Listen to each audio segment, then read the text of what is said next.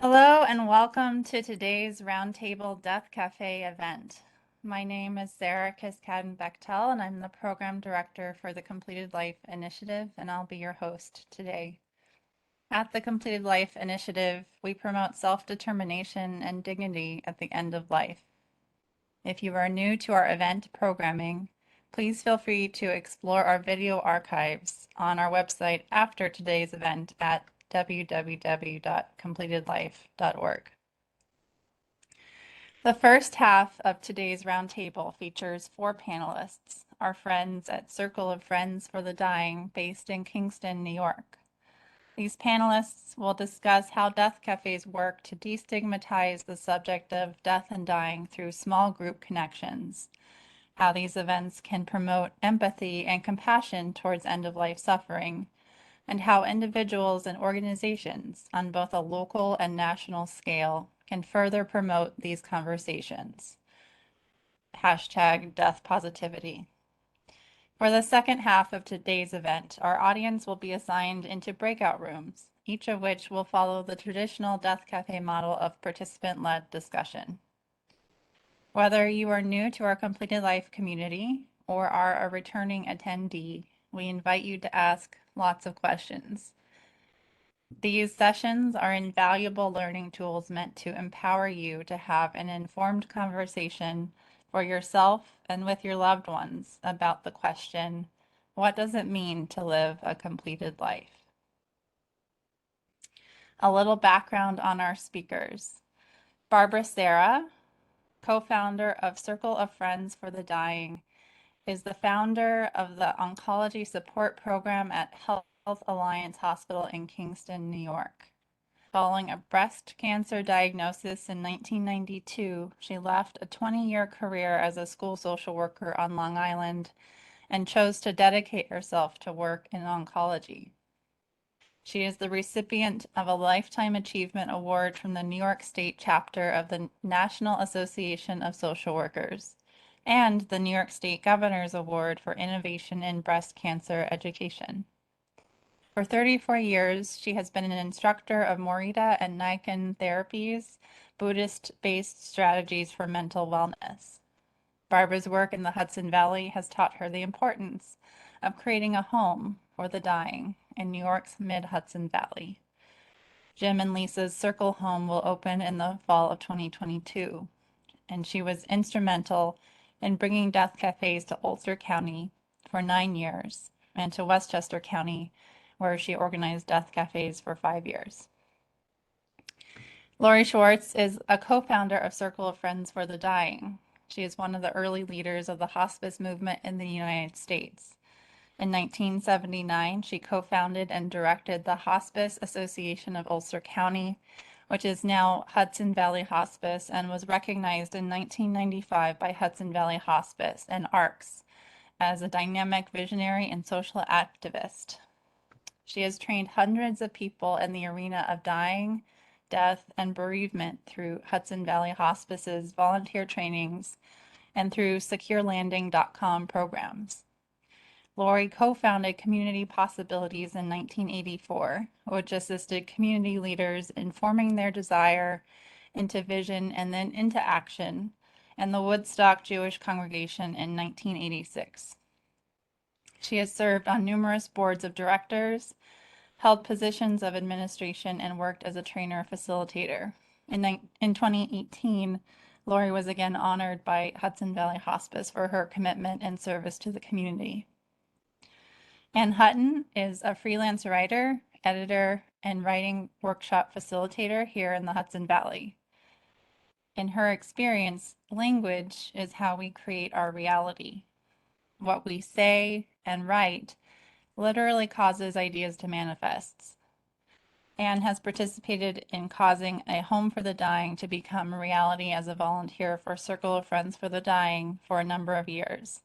As chair of the PR Communications Committee, she is responsible for the media portion of Circle of Friends for the Dying's mission. And last but not least, Joe Scaramuzzo, or Joanna Scari, serves as a funeral director, home funeral guide, death midwife, and death educator. Joe holds a degree in global and professional studies from Marist College, a hybrid study of organization leadership and communications management. She also holds a degree in mortuary science and funeral service from the American Academy of McAllister Institute and was recognized with an award in clinical embalming. She has directed a variety of funeral services from the conventional burial to military honors at a national cemetery. She joined Circle of Friends for the Dying in 2015 and is a loyal and dedicated volunteer as former vice chair of the board of directors and current chair of the Death Café committee.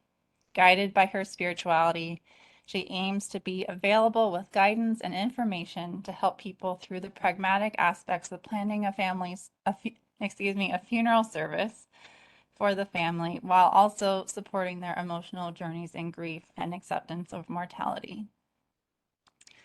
All right, welcome to our panelists. Before we begin, please be aware that you may input your questions into the chat feature located on the lower right-hand corner of your screen. We welcome your questions at any time throughout today's event. And as well, if you'd like assistance with closed captioning, you may toggle on the box located in the lower left-hand corner of your screen that provides captioning for the spoken words of our event today. Throughout today's event, please feel free to tag us in your social media posts and tweets at Completed Life and hashtag Completed Life. I would also add hashtag CFD for Circle of Friends for the Dying. And finally, the recording of today's event will be published after the event concludes. So thank you everyone so much for being here today. It's an honor to share space with you virtually and welcome everyone. Let's begin. So my first question for all of you, and perhaps we'll start with Joe. What are death cafes? For example, I've heard they come from Europe, but let's explore the history.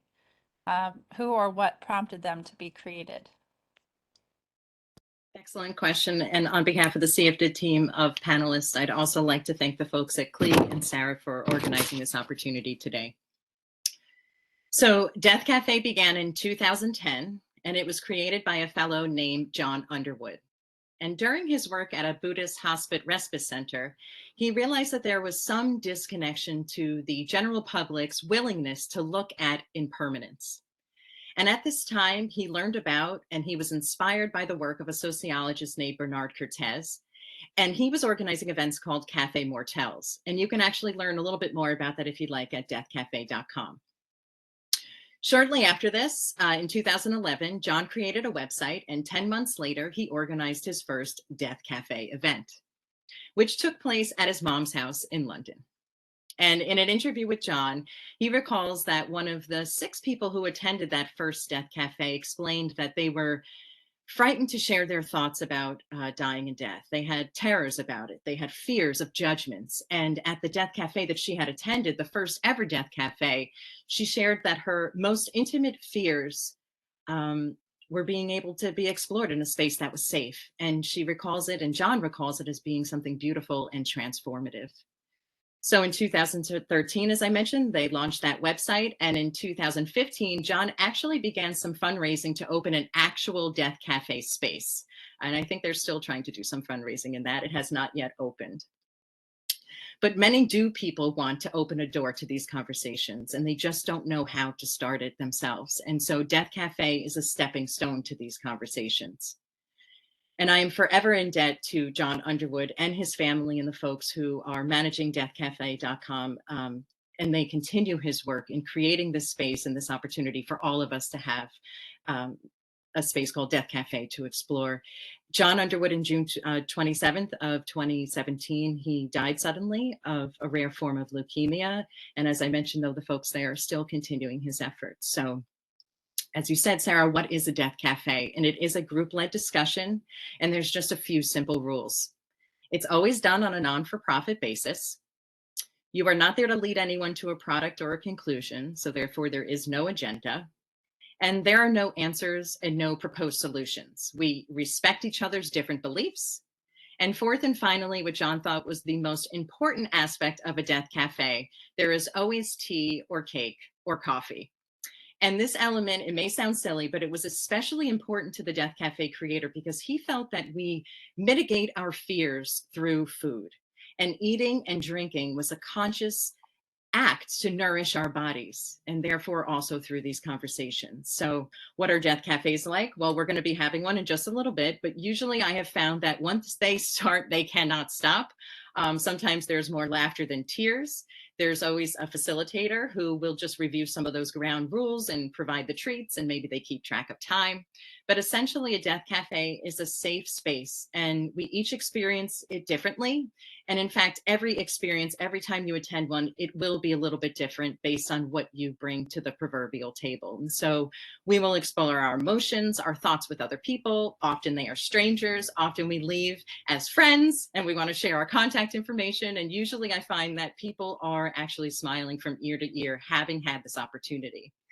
And so I'll just say that lastly, in 2019 and 2020, as we all know, mortality was at the forefront of news as the coronavirus took over our world. And many groups like CFD, Circle of Friends for the Dying, realized that it was more than ever important to find a way to continue these conversations and open that space up. And so on Zoom, these opportunities are now without bounds.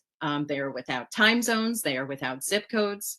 And no matter your age, we all have something to share and something to gain really from listening to one another. And quite often, Death Cafe is referred to as a social franchise. And so this means that anyone can adopt these simple guidelines, and you can go to their website and find out about that. And it's just a way that we can provide opportunities to give these important conversations to our communities. And it's clear that we want to have these conversations. And that's based through the continued success of these events worldwide. There have been something like over 10,000 death cafes worldwide, and it's considered the world's largest community engagement project around dying and death. And I personally have found that my life is absolutely enriched by welcoming these discussions. And I find that the more and more you talk about death and embrace impermanence, it will affect the way that you live your life. And so I'm really excited today to be together to break this taboo and embrace our realities and our lives in this life cycle as we share together later today and come together to express this narrative and discuss whatever is on your mind as it's related to dying and death. So welcome to your first Death Cafe. Thank you so much, Joe. Wonderful introduction. Thank you. So Lori, let's turn to you. I'm curious, from your perspective and your wealth of experience, why are death cafes important? That's an excellent question. Death cafes are important, especially to those of us who are in the death positive movement, because we realize that the goal in life is to die consciously by living fully. And many people haven't really examined what that means. The Death Cafe creates a framework around which you can freely hear another's experiences about the second most important time in life. Someone asked me, what's the first important time? And I said, that's birth. If without birth, we will not have death. They are the same continuum. And of course, we didn't plan for our own birth, and many don't plan for their own death. So in a death cafe, you get to share your own thoughts and concerns in a safe, compassionate environment, just like an airplane. If you remember being on an airplane in the olden days before COVID, I guess, when people didn't wear masks and talked freely with a stranger, things got real intimate real quickly. And that is what happens at a death cafe. What we hear in a death cafe is the cultural mindset that consciously and unconsciously informs our thoughts, our behaviors, and attitudes related to dying and death, and all that goes along with our end of life perspective. In white America, we have built a taboo around the subject and locked it in fear. Other cultures in other times do not have a taboo around death. They welcome it. Some cultures believe that life is kindergarten and death is graduation. This is not the American point of view, actually, that we have been given by our founding fathers and mothers, although I'm sure they weren't really behind it like that. Generally, we fear the change and we fear the unknown, and death stops us from living fully and surfaces in extreme ways. Like we have control issues. We want to control everything around our life because we fear death. We don't want it to come. So if everything is in its place, it won't come. It inhibits our behaviors, and we carry emotional baggage like unresolved grief. And this spiritual and mental control creates fatigue. It's like keeping a beach ball underwater. You know, sooner or later, you lose your strength and the ball will pop up, and there it is. That emotional baggage is released, sometimes in the wrong place. By attending death cafes, you can hear some positive experiences one has had around another's death, and we can hear another's pain, we can relate, and we can empathize. Um, the idea of the death cafe is to let it all out, whatever your fears are. Some people are afraid about being kept alive against their wishes, or living in a nursing home, or dying in a hospital, having no one to act as a primary caregiver. There are many fears that go along with dying and death. It creates death anxiety, and death anxiety can be alleviated by having conversations.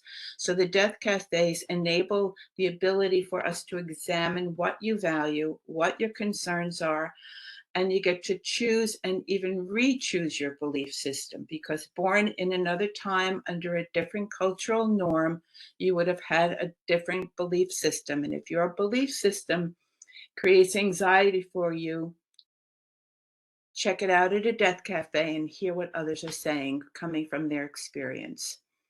For those of you who are caregivers to the dying, I just want to add that a few studies have shown that those who do not have death anxiety, those who are freely able to speak about death, are more positive with people who are terminally ill. They speak directly to them and honestly about any concerns they might have, and they're emotionally comforting and supporting to others in need. Those who have not come to terms with their own death or death of a loved one have a more difficult time.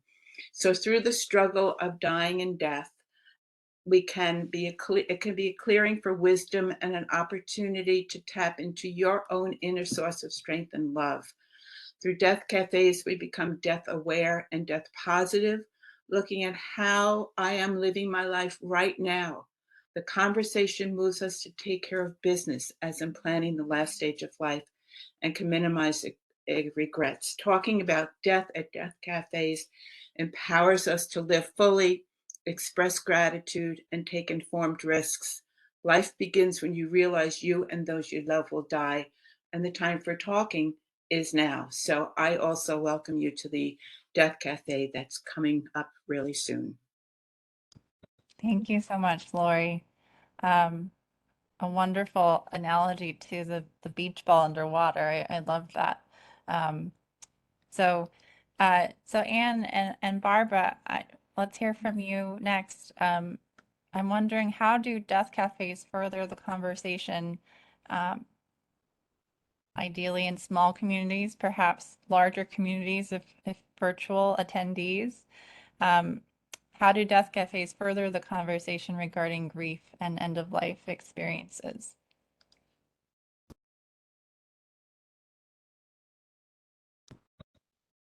So Anne and Barbara, let's unmute you. There we go. Okay, go ahead. Sorry, I didn't realize I was muted. Well, generally speaking, as Lori and Joe have mentioned, gaining more awareness and acceptance of our own mortality can become a catalyst in having people engage in living more fully in whatever capacity they choose. And sharing experiences and listening to others is an opportunity to learn more about diverse customs and, you know, around dealing with death in our society, because we don't have, our society might be homogenous, but it's not true to like a traditional society where people pass down their customs and everybody in the community participated in those things. So it fosters healthy relationships in that way. People can connect with others and become accustomed to openly discussing issues around dying and death and other important issues too, around living until you die. So it fosters self-expression for the individual, and becoming open to everyone's dying and death processes or cultures makes for a more compassionate, respectful, and empathetic community. And as far as, I mean, it's great for an individual to realize this and to come to a certain level of acceptance and understanding and joy about being immortal. But what we have at Circle of Friends for the Dying, what we are focused on and have been for many years is the fact that agencies and initiatives promoting care for the dying benefit by having a larger community attuned to the needs of the dying, such as hospice programs, social services programs, nonprofit comfort care homes like ours, all of which need community support to function. And it's hard to get volunteers and adequately trained staff engaged in the work if they're deep in denial about their own mortality. And so having this sort of opportunity, death cafes or anything that helps people to just free themselves from the taboo and the fear and all of that stuff, it broadens the connectivity, and we're less isolated. You know, these days isolation is a major problem, and this safe space where people can express their concerns and hopes and fears and beliefs about death without any critical feedback, unless they ask for it, it makes for less isolation, which is so debilitating, as we know. Take it away, Barbara. Okay, I'll go. Here's my bumper sticker. Yeah. Live well, die better. And that's what I've learned from these years of facilitating death cafes. I've probably been to 125 death cafes, and I never get tired of it because the conversation is always different. Those of us who are here today will have that opportunity to hear what other people say. So I like I like to verbalize. I talk to people in the street. Maybe it's just me. I'm 85 years old, and COVID's been a little bit of a lonely time. So I talk to people, and very often we talk about life and we talk about death. And I'm like a walking death cafe, and I try to I keep it at a level of friendship and spirit and good humor. My friend Laura made me this T-shirt. It says, "I believe that as long as I go to death cafes, I'll keep on living." Well, I'm sorry you can't see it all, but Laura's part of some death cafes I did in Westchester County, where people die in Westchester, people die in our county, people die everywhere. And the more connected we get to and aware of the possibility of living a full life, a rich life, I think the more we can be ready to accept the fact that it does come to an end. As a matter of fact, I have a picture here I should show you. See this lady? I just happened to take this out. I was going through my life yesterday see her? Her name is Tanta Sarah. She's related to me because we look alike, but she has a great sense of humor. She was talking about death years ago, but I never made the connection that Tanta Sarah was me getting older. And that's what's happened. Tanta Sarah was born in the late 80s, but now she's me. And we've been having a good time, living life, meeting wonderful people, having these meetings. It's such a pleasure to see so many of you here today who are interested in pursuing this. Hopefully, those of you here now will get together with your family, with your friends, and have this conversation, because we're spreading the word. We're positive about death. I don't know what it's going to be like, but I'm going to try to make it a good time, and I recommend it. So that's my thing in this group. Thank you so much, Barbara and Anne. So in your collective years of experience running death cafes and being so positive about embracing conversations around death, what main themes stand out to each of you? Any of you willing to jump in here as significant takeaways from these gatherings? I'd like to say that Barbara and I did the first death cafe in our area in 2013. And what I've noticed since then is, since death is more aware of in people's consciousness now than it was in 2013, more people are asking us about advanced directives, advanced medical directives. What's a healthcare proxy? What's a living will? What's a power of attorney? That seems to be a very huge theme. And another theme is about what to do with my body. People are hearing from others that there are many choices that they never knew about before, and what is a green burial, and like that. And I'm sure Anne and Barbara can add to this list. It's a growing list. And COVID has been the biggest help of all to looking at death. It's in the news, it's in my apartment house, it's everywhere. And you can't help it. It's in the newspaper. It's plus the fact that people are dying in military operations. Death is here. Welcome it. Yeah, for me, I'm always surprised at what I hear and what I learn, because these are group-led discussions. There's not necessarily a theme, although something might come up and then everybody wants to talk about that.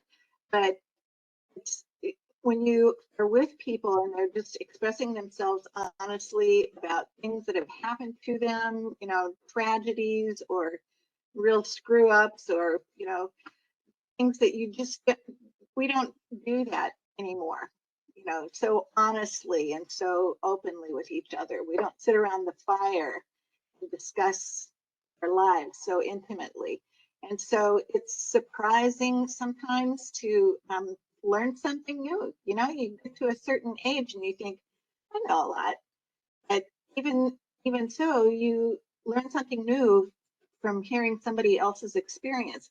And I forget which one of us said that, but it's very true that every death cafe that I have been to, and I was there in 2013, and so I've been to a lot of them too, we always end up laughing. People just want to express their grief or their whatever so that they can get over it, and then return to laughter. We're still here. We're with each other. We're making fun of death, sort of, or at least making fun of it. And there's just a lot of joy in sharing like that with others. And for me, it's always a surprise. We don't have any themes. In other words, the theme comes from the participant, but the repetitive themes seem to be around, what do I do if I'm alone? Who will take care of me? That's a big one. It's a fear a lot of people have. As we get older, some of us never had a family or lost a family or siblings or children or a spouse, a partner, whatever, and we are alone. So that's an issue that comes up. I was working at the polls yesterday from 5 in the morning till 10:30 at night. And in the middle of my spell there, I got a call from a dear friend whose husband died yesterday. And I had just visited him last week. And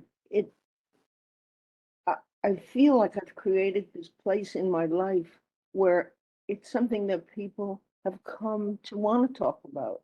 They want to be with others. And that's a spirit that we can engender by running these kind of meetings. And I have visited Paul a few times in the last few weeks, and my meetings with him were fun. We didn't laugh, but we remembered love, things that we'd had over the years. And it's just, I've learned how to sit with people who are dying and celebrate life. That's incredible, and thank you so much for sharing.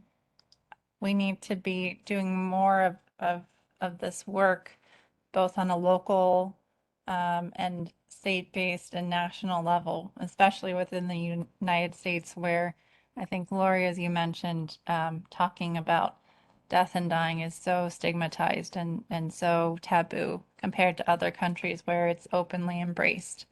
So on that note, how can um, individuals and organizations respectively and perhaps together work better to further the conversation around death positivity? And yes, as I mentioned earlier, that is a hashtag, so feel free to search around Twitter and the web for hashtag death positivity.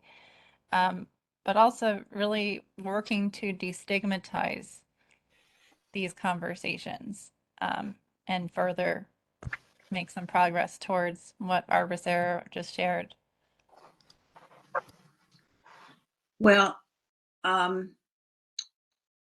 first of all, I think it's, as Anne said in her bio, I believe it is, that it's all in the language. So one of the things that I'm pretty set upon, well, two things. One, somebody says, I'm dying to have that piece of cake, or I'm dying to go to the movies. I correct them. I say, you're living too. That's number one. Become aware of our words, how we speak. I also like to say dying and death rather than death and dying, which that started way back in the 70s. But dying and death to me creates the need for somebody to kind of trip over their tongue and think a little bit about it. So I say dying and death. The other thing is to destigmatize means we need to create a change in people's behavior, and the way to change behavior is by spreading knowledge, by persuasion, by having somebody decide to make the change, by acting on it, and by being confirmed in the environment that what your change was successful. So we need to continue educating people. The other thing about local and national conversation, I had this idea a while ago that it would be wonderful if, when we go to register for a driver's test or a driving license, we get advanced medical directive brochure. Our doctors now are able to charge to be paid for a conversation that they have with their patients about end-of-life directives. So you could take your brochure from the Department of Motor Vehicles, bring it to your doctor, and say, what is this? What do I need? What do I have to do? It starts the conversation. I also thought when someone has a child, that you're given papers to fill out about guardianship. It's also part of the conversation. These are things that are so important to us that we're not seeking on our own because we don't know where to get it, how to do it, and again because of some death anxiety that is running our lives that we're unconscious of many times. So that's my 2 cents there. Thank you. And Joe or Anne or Barbara, would you like to jump in? I would just like to say that, from my perspective as a funeral director, more often than not, we only do speak about death when it arrives at our door. And so someone might die suddenly, or there's a long sort of expected diagnosis of a terminal illness. And I have found that even within that time, we don't allow ourselves space or permission to feel and explore our emotions, especially in America. It's one more treatment will get me back on the golf course, where we know that that might not be true. And so there is an internal denial. And again, I'm just going to advocate for Death Cafe, because although there are many different forms in social media these days and blogs that are coming out that, younger death care professionals and funeral directors are sort of making this information accessible, I just have found that in order to build a healthy relationship with death, attending even something as simple as a Death Cafe, attending this event today, you are now been given a gift that you can give to other people, and you can go home and say, I was at this event today. It's called Death Cafe, And that at least begins the conversation. And so I just want to say that a funeral home to me is a space that gives you permission to feel certain things. It's a place that gives you permission to talk about death, to witness death, and to be there for each other in a comforting way. And the only other place I've actually ever found that true is a death cafe setting. And so, once again, forever grateful to the folks at Death Cafe. There are wonderful ideas and visionaries that are out there. And if we can just sort of grab onto that and one bumper sticker at a time, let's live well and die better. We can hopefully just put that in people's faces in a way that's positive and not something that's anxiety driven. Well, everybody here can be an ambassador for this message. You can all go home or to your workplace or to your friendship group and begin this conversation. Guess where I went today? So I don't know how many of you are here, but use what we're doing here to open the conversation in your own world. We've even had live bands, folks. I mean, we are hosting the Circle of Friends for Dying is approaching our 88th Death Cafe, and our largest attended event had 77 people, and they have been in cafes, in libraries, and you would be surprised. Go to your local places and just say, hey, would you allow me to host this event? People might buy tea and cake from you, and you can actually just create that space. And like I said, there's just a few simple rules. You go to their website and it will help guide you. This conversation today will help guide you. And it's just remarkable how once folks know this exists, they walk through those doors, and it's an excellent and wonderful relief to do that. Thank you all so much.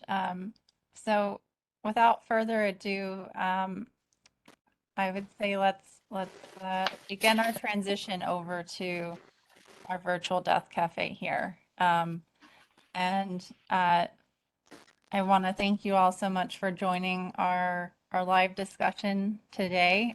Gary, I see you had a hand up. Unfortunately, we don't have time to take questions, but feel free to put your comment or question in the chat, and we can follow up with you separately. We invite you to enjoy the mailing list for the Completed Life Initiative and to stay in touch, especially regarding our upcoming events. We'll have a series of roundtable discussions, one every month. So stay tuned for those dates. Let me just make sure that the feedback is settled. Okay.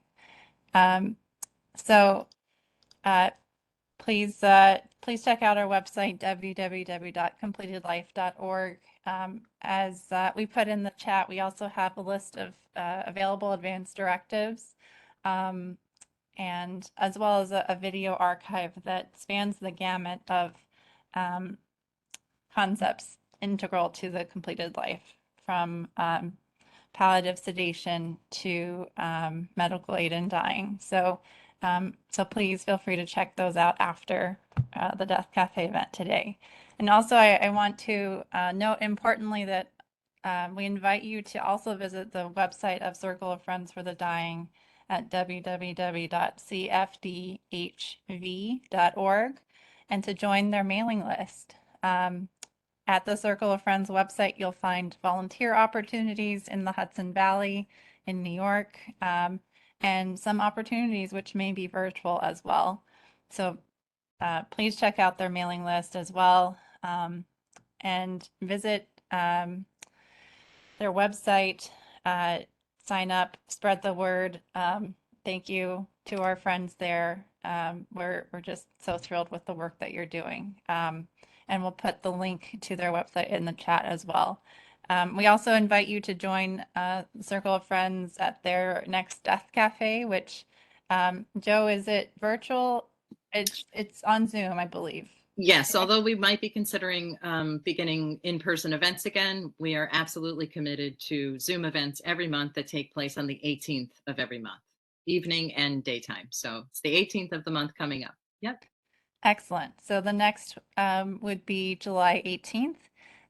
Note that registration is required, so please register on their website.